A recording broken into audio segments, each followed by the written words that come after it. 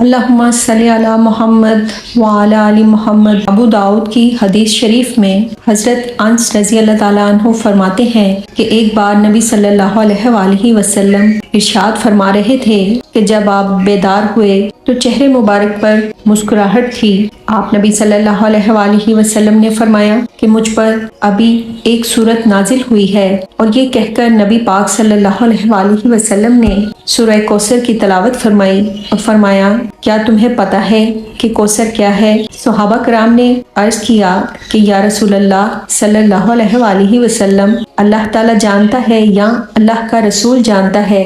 رسول صلی اللہ علیہ وآلہ وسلم نے فرمایا کہ یہ کوثر جنت میں ایک نہر ہے جو اللہ تعالیٰ نے مجھے عطا فرمائی ہے۔ پھر بخاری شریف کی حدیث میں نبی پاک صلی اللہ علیہ وآلہ وسلم فرماتے ہیں کہ میں معراج کی رات جنت میں جا رہا تھا تو میرے سامنے اچانک ایک نہر آ گئی۔ اس نہر کے کنارے کھوکھرے موتیوں کے کبے بنے ہوئے تھے جو بہت خوبصورت تھے۔ تو میں نے جبرائیل علیہ السلام سے پوچھا کہ اے جبرائیل، یہ نہر کیا ہے؟ تو حضرت جبرائیل علیہ السلام نے عرض کیا کہ یا رسول اللہ صلی اللہ علیہ وآلہ وسلم، یہی تو کوثر ہے جو اللہ تعالیٰ نے آپ کو عطا فرمائی ہے۔ نبی پاک صلی اللہ علیہ وآلہ وسلم فرماتے ہیں کہ پھر میں نے دیکھا تو اس نہر کوثر کی مٹی مہکنے والی کستوری کی طرح تھی۔ پھر مسلم شریف کی حدیث میں نبی پاک صلی اللہ علیہ وآلہ وسلم نے نہر کوثر کے بارے میں فرمایا کہ یہ وہ ہے جس کا میرے رب نے مجھ سے وعدہ فرمایا ہے۔ اس کے بعد فرمایا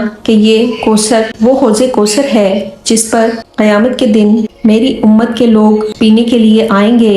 علامہ عسقلانی رحمۃ اللہ علیہ فرماتے ہیں کہ نہر کوثر جنت میں ہے اور حوض کوثر میدان محشر میں ہے، اور جنت سے دو نہریں اس حوض کوثر میں گر رہی ہیں۔ اور مسلم شریف میں ہے کہ جو حوض کوثر ہے اس کے برتن تاریک رات میں صاف روشن آسمان پر چمکنے والے ستاروں سے بھی زیادہ ہیں جو پینے والے اتنے سارے ہوں گے۔ اور فرمایا کہ اس حوض کوثر کا پانی جو ایک مرتبہ پی لے گا کبھی اسے پیاس نہیں لگے گی، اور اس حوض کوثر کا پانی دودھ سے زیادہ سفید، شہد سے زیادہ میٹھا ہے۔ سبحان اللہ۔ اللہ پاک ہمیں بھی نبی صلی اللہ علیہ وآلہ وسلم کے ہاتھوں سے حوض کوثر کا پانی پینا نصیب فرمائے، اور ہمارے اعمال کو ایسا بنا دے کہ جنت کا راستہ ہم سب کے لیے آسان ہو جائے۔